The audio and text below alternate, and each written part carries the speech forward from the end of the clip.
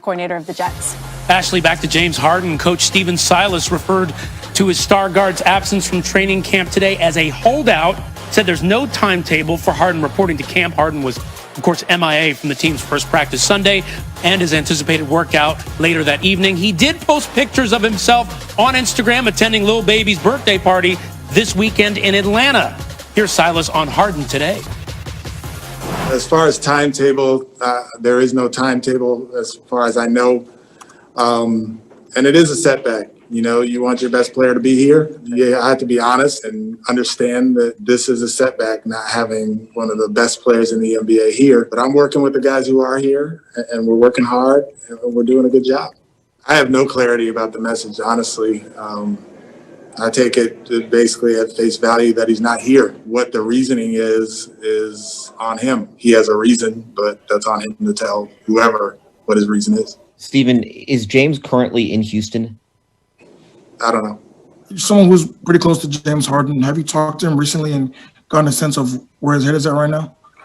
I'm here to speak for PJ Tucker. Getting awkward there in Houston. NBA insider Adrian Wojnarowski joins us now. Woj, still no James Harden with the Rockets at training camp. How is the team handling this?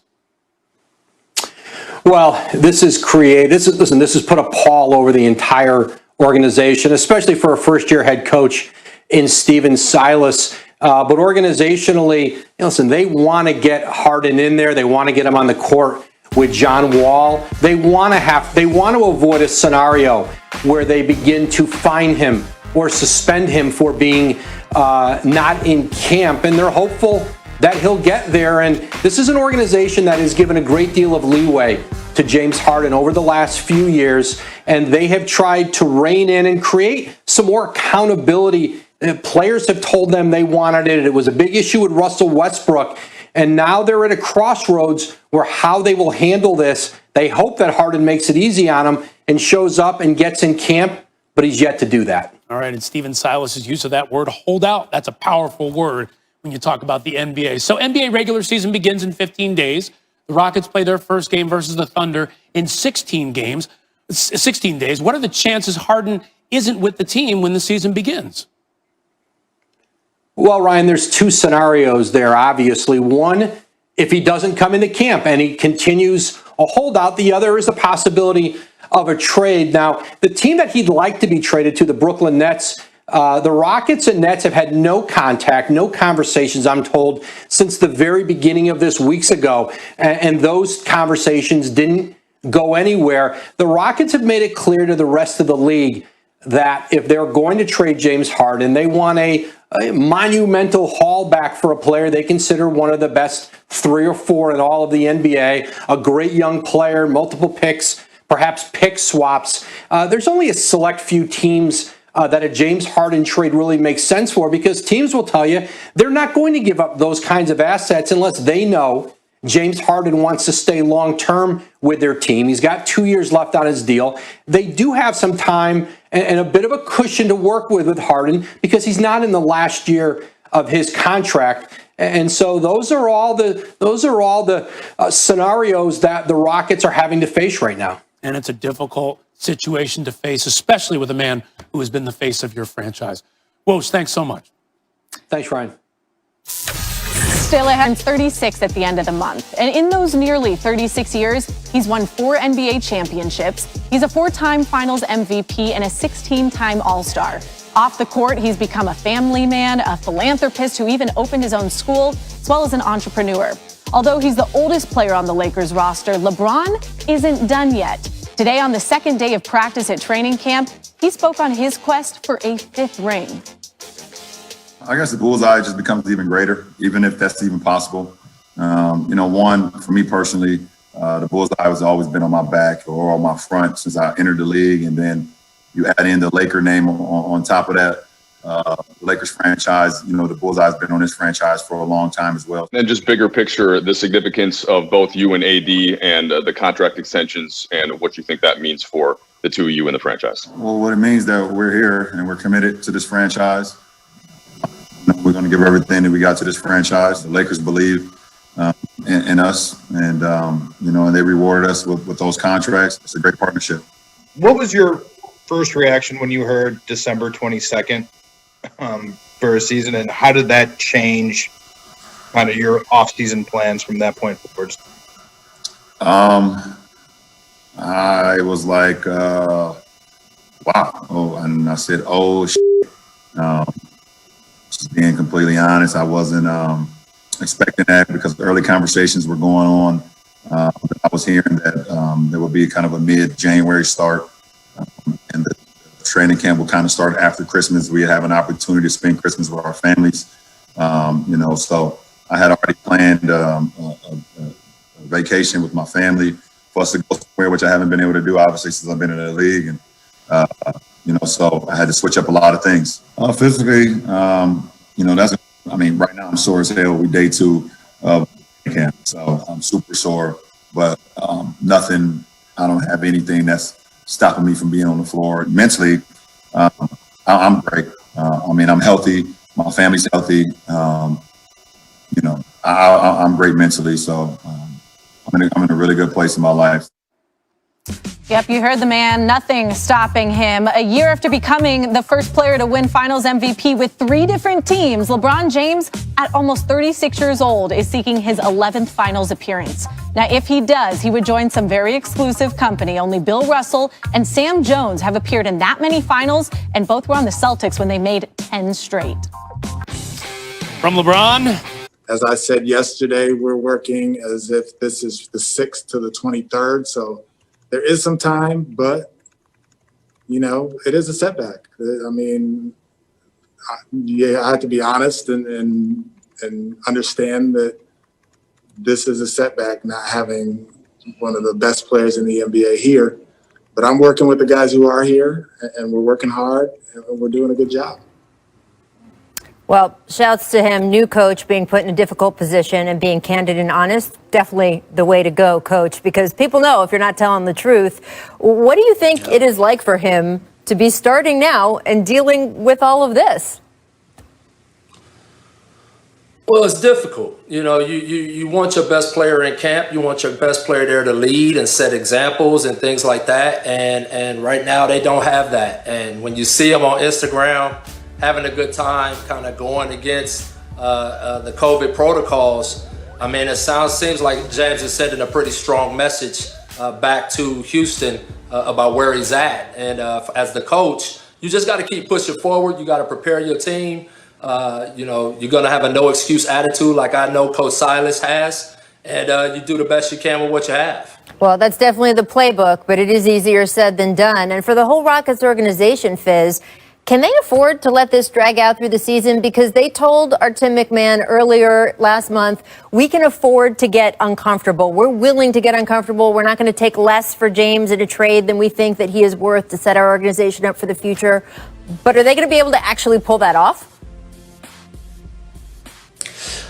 That's going to be a tough line to walk because, they're going to be getting a lot of pressure from him and his people. And if he's not performing at the level that we're used to seeing from James Harden because he's got a lot going on internally, people are going to look at that and see that as an opportunity to wait him out. And if Houston waits too long, they might get stuck in a position where they lose. So it's really walking a fine line on when to do it and when to pull the trigger. But also, you got to keep James Harden in a place where he still plays for you and performs for you and gives your team a chance. Absolutely. And I now see we are joined by our senior insider, Ramona Shelburne. Lovely to have you here. Can you piggyback on what Fizz was saying? Just how long can the Rockets afford to wait this out? Well, Rach, you were the one who covered Jimmy Butler in Minnesota a couple years ago. Yep. And I think we all thought that they had some time. Okay? They did not, Ramona. They did not have time. Uncomfortable. No. I seem to remember watching you interviewing him right as things were about to blow up there. And, if a player wants to make the team uncomfortable, if he wants to be disruptive, then they can. And I think the one thing that got me about James's post over the weekend is, this isn't Lou Williams at the strip club in Atlanta, at Magic City, where somebody posted a photo of him and then everybody said, oh, wait, Lou Williams was at Magic City? Right. This was James posting it himself. Right. He wanted people to know he was out with little baby with the Prada bag and $100,000. I mean, I don't know how much more blunt you can be, but like that's a message that's sent. Now, I also covered a media day. Oh man, it feels like a million years ago. I think it was 2007 though, when Kobe Bryant had demanded a trade with the Lakers, and we were all standing out there waiting to see if he'd show up, and none of his teammates knew if he'd show up, but he eventually showed up and did what he was supposed to do, said what he was supposed to say. The Lakers never traded him, and they went on to the finals that year because Andrew Bynum got good, and they traded for Pau Gasol. So could be one of two things for the Rockets. Yeah, I remember Kobe Bryant said on the radio that he wanted to trade. It wasn't even like through reporters or sources. He came out on the radio and said, I wanted to be traded. He put his name on it. And absolutely, they waited him out. And it is a little bit of a battle of wills because James has 2 years left on his deal.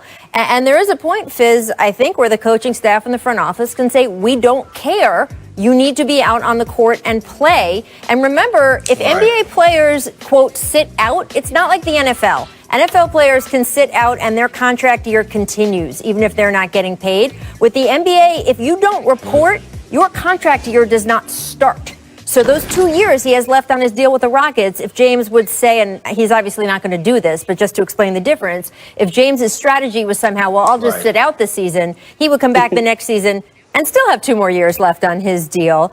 Inside the franchise, what are the discussions, Fizz, that as a coach you're having with the front office back and forth about how to handle it and what to say to the other players?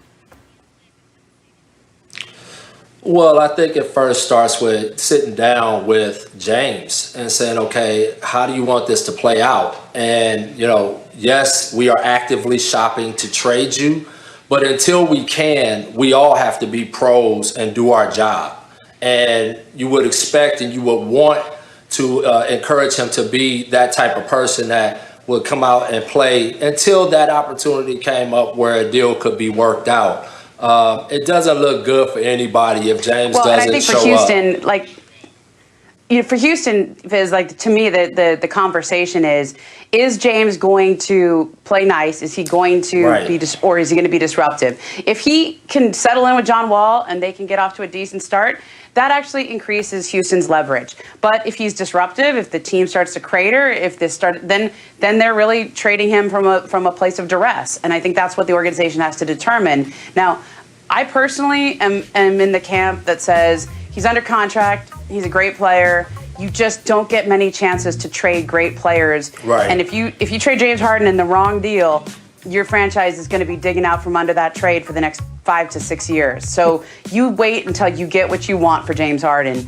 And you have to tell him, help us help you. I mean, there's a lot of players who've been in this situation.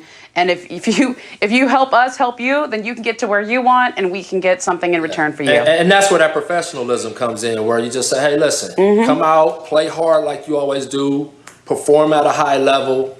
There's an expectation of James Harden when he steps on the court from fans and from everyone in the country around the world. Be that guy and just know that we're really pushing forward to try to help you get to the place that you want to be so we can make sure that everybody wins. And look, we talk about Kobe Bryant or Jimmy Butler. Every situation is different. And one of the complexities with this situation is that the team that James reportedly wants to go to is not a team that necessarily desperately needs him, right? They've got Kevin Durant and Kyrie Irving. So I guess it depends on how much KD and Kyrie say you absolutely to the front office have to go get James. But it's not a team that necessarily has to pay a sky-high price because they're desperate for James Harden. He would kind of be a luxury on that team. So that's going to change the leverage and the negotiations here as well. We'll have to see if there's anywhere else James might be interested in going, or this saga could end up for a long time.